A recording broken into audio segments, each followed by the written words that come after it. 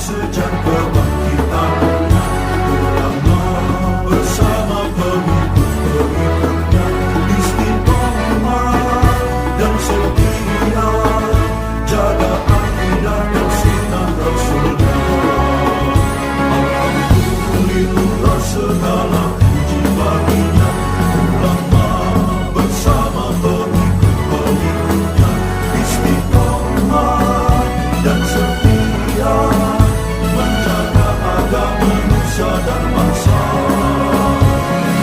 Mari kuatkan niat kita, kita bulatkan tekad kita, terus lanjutkan amal kita, mengembangkan hikmah kita. Bismillahirrahmanirrahim. Qala al-musannif rahimahullah wa nafa'ana bihi wa bi ulumihi wa bi barakatihi fid dharain amin. Wa min thamaratihi aidon tarku syikayatil khalqi. Dan itu sebagian dari buah tauhid. Buah tauhid juga tarku syikayatil khalqi, bermula tidak mengadu kepada makhluk. Wa tarkul ghadabi alaihim, dan juga tidak marah kepada makhluk. Waridho wa taslimu li hukmillahi ta'ala, dan ridho serta taslim pasrah kepada hukum Allah ta'ala. Wa kanat ihda thamaratihi, dan ada apa ihda thamaratihi, salah satu buahnya tauhid itu qaula Abi Bakrin As-Siddiqi, yaitu ucapannya Sayyidina Abu Bakar radhiyallahu anhu, lamma qila lahu, ketika dikatakan kepada Sayyidina Abu Bakar fi maradihi, dalam sakitnya. Sayyidina Abu Bakar, anatlubu laka tabiban, bolehkah kami mencari untukmu tabiban, seorang dokter? Faqala, maka menjawab Sayyidina Abu Bakar, at-tabibu amrodoni, dokter malah bikin saya sakit, kata Sayyidina Abu Bakar. Amrodoni membuat sakit, amrodo membuat sakit siapa tabib, ni akanku. Wa qaulun akharu, dan ucapan lain, lamma marido, ketika sakit siapa Sayyidina Abu Bakar. Fakila, maka dikatakan lahu kepada Sayyidina Abu Bakar, mada qala laka tabibu fi maradika, mada akan apa qala mengatakan laka untukmu siapa tabibu, dokter, fi maradika, dalam sakitmu. Apa yang dokter bilang ketika engkau sakit wahai Amirul Mukminin? Faqala, maka menjawab Sayyidina Umar, qala li, dokter bilang kepadaku, inni fa'alul lima yurid. Masya Allah, ini sesungguhnya aku, ayat ini, inni fa'alul lima yurid, sesungguhnya aku fa'alun, itu maha berkehendak, maha berbuat, lima uridu, pada apa yang aku inginkan, aku hendaki. Wasayati, dan akan datang fi kitab tawakkuli, dalam kitab tawakal atau bab tawakal, wa kitab tauhid, dan bab tauhid, apa syawahidu dalika, ini paling sayati, akan datang apa syawahidu dalika, syahid atau bukti-bukti ucapan-ucapan itu, bukti dari tauhid. Tauhid yang sudah mengalami pergeseran makna, kemarin pembahasan kita terakhir. Yang dimaksud dengan tauhid di masa Rasulullah, masa para sahabat, itu adalah bukan tauhid sebagai cabang ilmu, di mana pembahasannya tentang dalil-dalil akli maupun dalil-dalil nakli. Pembahasannya tentang argumentasi dari ayat Al-Quran maupun argumentasi dari akal. Bukan itu yang dimaksud dengan tauhid dalam Al-Quran dan tauhid pada generasi awal, yaitu generasi Nabi dan para sahabat. Tapi apa tauhid yang sesungguhnya, ini yang sudah bergeser tadi mananya. Tauhid yang pada masa awal itu pengertiannya adalah sesuatu kepasrahan kepada Allah yang menimbulkan, yang membuahkan banyak sikap. Di antaranya yaitu sikap tawakal, sikap berserah diri kepada Allah, sehingga nggak pernah marah sama orang, Ustaz. Nggak pernah marah sama konstituen, ya namanya. Nggak pernah marah sama siapapun. Nggak pernah marah. Kenapa? Karena tahu itu yang sedang menetapkan itu adalah Allah. Tarkul ghadab. Nggak pernah juga dia mengadu kepada makhluk. Buahnya tauhid itu nggak pernah ngadu sama makhluk, apalagi sama WA.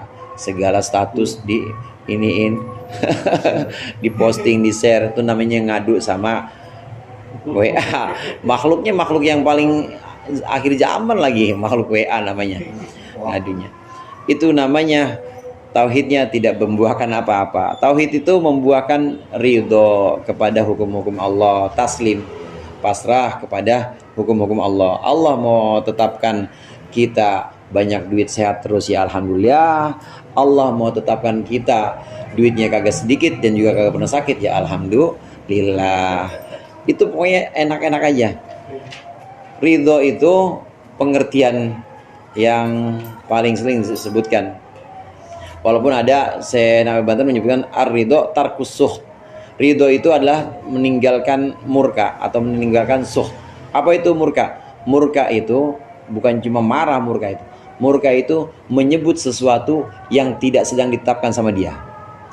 Nah, orang ridho tidak akan menyebut sesuatu yang tidak ditetapkan sama dia. Orang ridho jadi guru, ustadz ngajar di sanawiyah, dia nggak bakal pernah menyebutkan, dalam pikirannya nggak pernah, enak kali ya jadi dosen, nggak pernah tuh orang itu.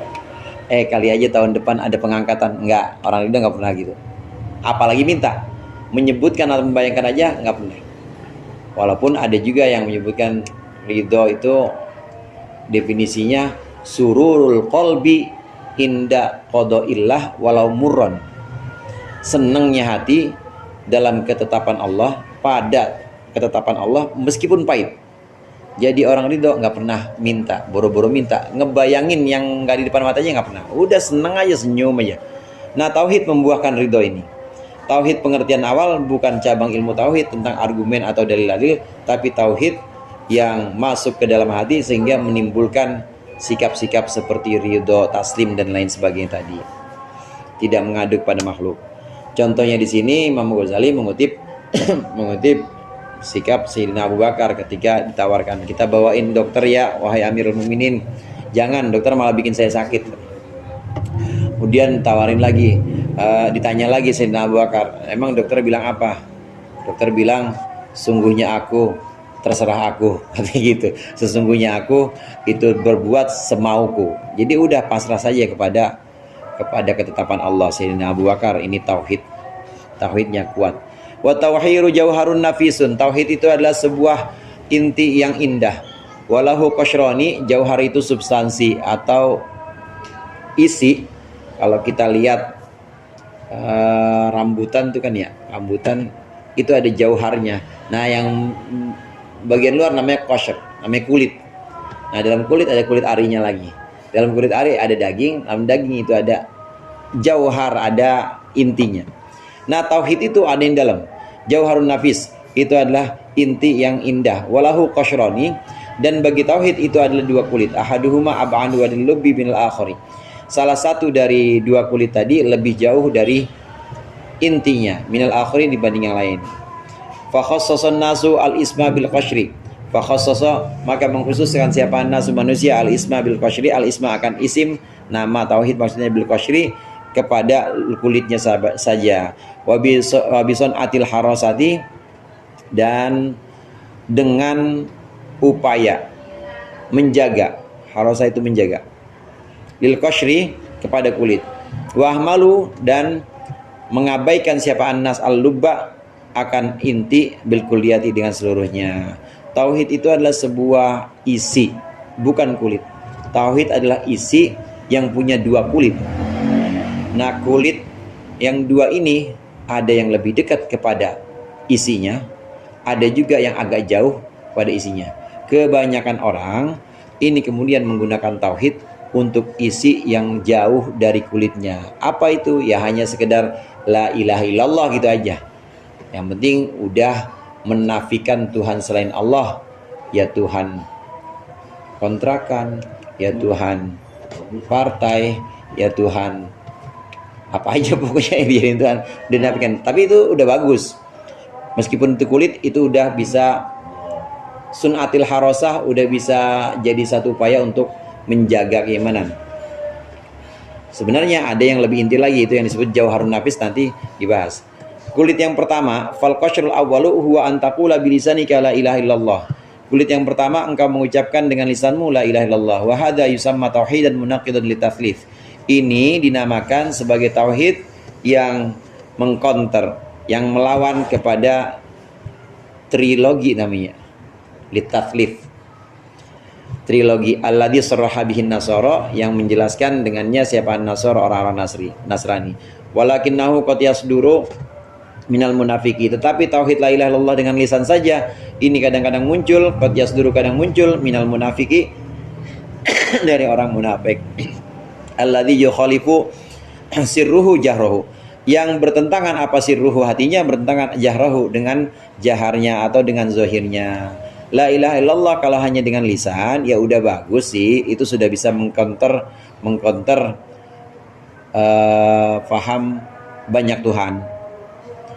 Namun tauhid dengan lisan ini bisa juga dilakukan oleh orang munafik, yaitu orang yang hatinya ini masih meyakini, ada Tuhan selain Allah, tapi lisannya mengucapkan la ilaha illallah. Ini bisa terjadi. Kalau kulit yang pertama, ini kulit yang sangat luar, ini bisa terjadi atau bisa terucap dari orang-orang munafik. Wal qasyrus tsani alla yakuna fil qalbi mukhalafatun wa inkarun limafhumi hadzal qauli. Adapun kulit yang kedua itu hendaklah tidak ada dalam hati apa mukhalafatun wa inkarun, satu pertentangan dan pengingkaran limafhumi hadzal qaul, bagi mafhum ucapan ini. Bal yastamilu dhahirul qalbi ala i'tiqadihi, bahkan mencakup apa dhahirul qalbi, zahirnya hati itu mencakup ala i'tiqadihi, atas keyakinannya. Fakadzalika tasdiqu bihi, dan juga pembenaran bihi terhadapnya, terhadap hadzal mafhum. Wa huwa tauhidu awamil khalqi, ini adalah tauhid umumnya makhluk. Jadi bukan orang munafik tapi orang mukmin pada umumnya. Ini sudah sampai pada kulit yang kedua, yaitu ucapan la ilaha illallah, dan memang dalam hati nggak pernah ada selain Allah, cuma Allah aja. Umumnya orang mukmin, umumnya orang muslim, seperti saudara-saudara kita, ya seperti kita juga, ya kita mah insya Allah naik sampai tingkat 3 kali ya, amin, sampai tauhid yang masuk ke dalam intinya, yang lubab nanti. Umumnya muslim itu tauhid yang kedua ini, di hatinya udah nggak ada selain Allah, memang hanya Allah saja. Kalau yang tadi kulit yang pertama yang paling luar ini orang munafik bisa, tapi kalau kita orang-orang mukmin, umumnya orang mukmin, ini tauhid pada kulit yang kedua. Begitu juga wal mutakallimuna kama sabaqo, orang-orang ahli kalam, ulama ahli kalam, sebagaimana keterangan yang telah lalu, itu harrasu hadzal qashri, boleh, atau harrasun hadzal qashri, menjaga kulit yang kedua ini nih. Kulit yang kedua, anil wasaiti, dari anil wasaiti, an tashwishil mubtadi'ati, dari rancunya orang-orang ahli bid'ah. Ini tauhid yang kulit yang kedua, ucapan la ilaha illallah bukan cuma di lisan tapi juga dengan argumentasi. Inilah peran ulama kalam. Ulama kalam ini masuk ke dalam kulit yang lebih dalam dari tauhid, bukan hanya lisan, yaitu dengan pemikiran.